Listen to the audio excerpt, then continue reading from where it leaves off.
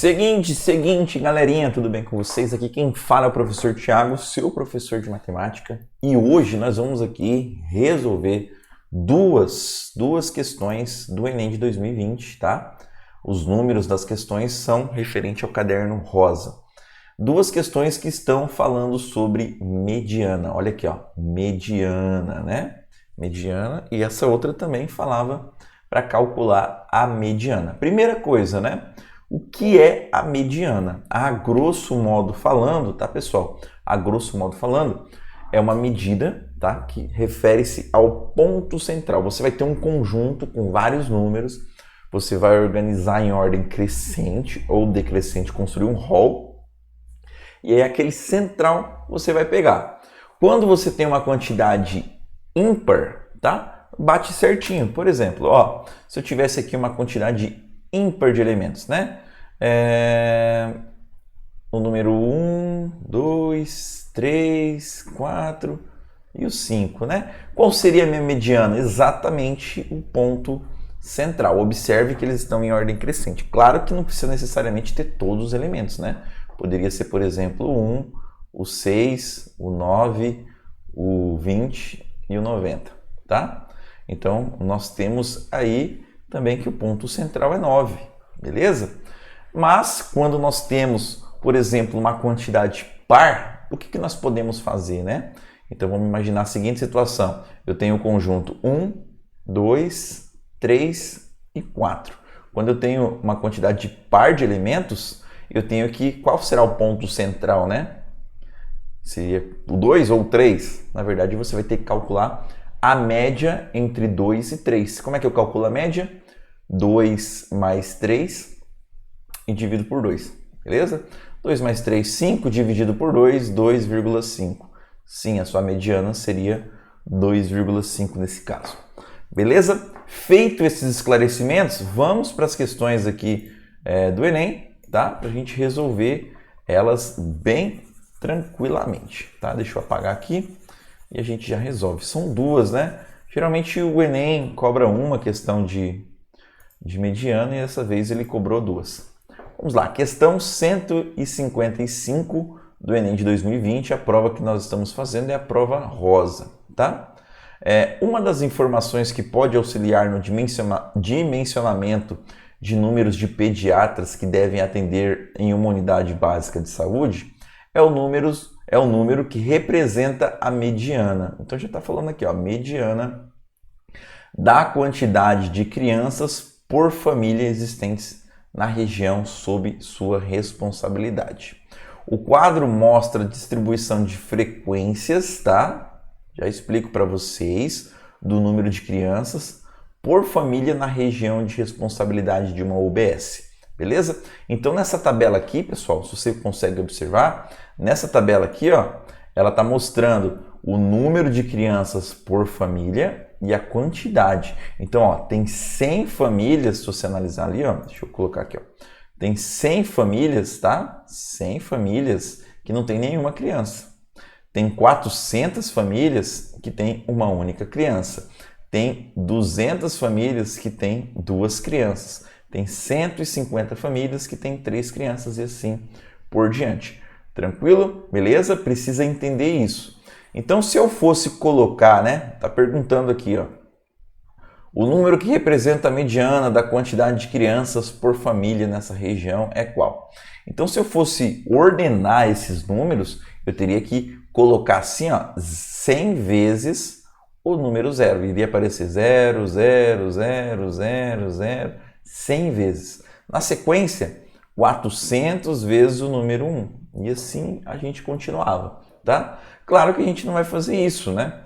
A gente primeiramente vai ter que analisar se essa quantidade é uma quantidade par ou ímpar. Vamos analisar. Quantos números zeros eu vou ter? 100. Quantos números 1? 400.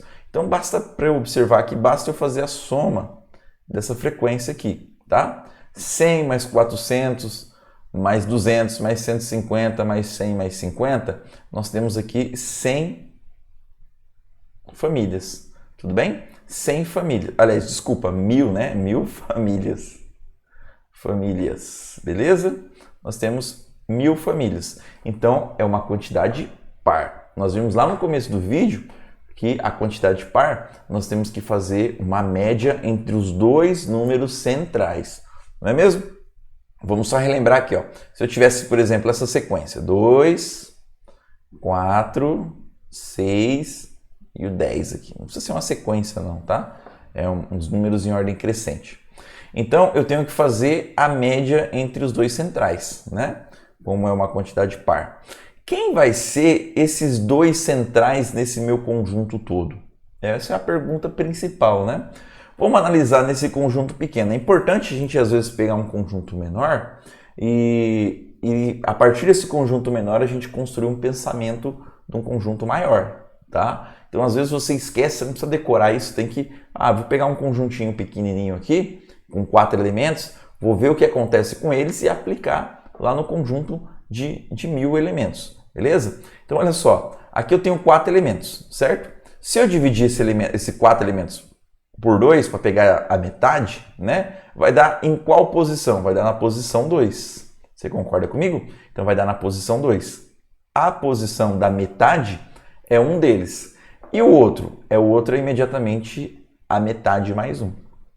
Tudo bem? Então, estou localizando aqui quais são os dois caras que estão na metade aqui, tá? Então, olha só, se são 1000 elementos, a metade vai ser exatamente 500. Você concorda comigo?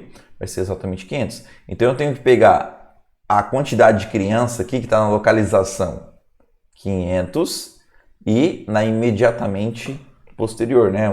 O sucessor dele, 501, beleza? Quem vai ser o 500 e o 501? Olha só, aqui eu já tenho 100 e aqui eu tenho 400. Então, você concorda que o número 500, né, vai estar exatamente aqui, ó, 100 mais 400 dá 500. O 500 vai ser exatamente 1, o 500 é 1. E o 501? O 501 já vai entrar aqui, ó. Se aqui tudo deu 500, aqui vai entrar 501 até o 700, tá? Então, o 501 representa o número 2. Não me interessa quem vem antes, não interessa quem vem depois, tá? Interessa que os centrais é o 1 e o 2. Então, basta eu fazer a média deles. 1 mais 2, tá? Dividido por 2. 1 mais 2 é 3. 3 dividido por 2 é 1,5. Então, a alternativa correta aqui, pessoal, é a alternativa B. Beleza? 1,5. Tranquilo? Então, ó, eu só quero falar um negócio para vocês antes. Aqui nessa questão, nós não precisávamos colocar na sequência. Aliás, se a gente fosse colocar na sequência, ia dar o tempo inteiro do Enem, aí ia dar todas as horas do Enem. Você só ia ficar nessa questão. Então, nós precisamos identificar quem é o ponto central. Se for numa quantidade par, você pega o todo, divide por 2, né? Vai encontrar um deles e o próximo vai ser o todo, né? A metade, desculpa, mais 1. Beleza? Então, vamos lá para a próxima questão, que é a questão 159, desculpa. 159 da prova rosa, tá?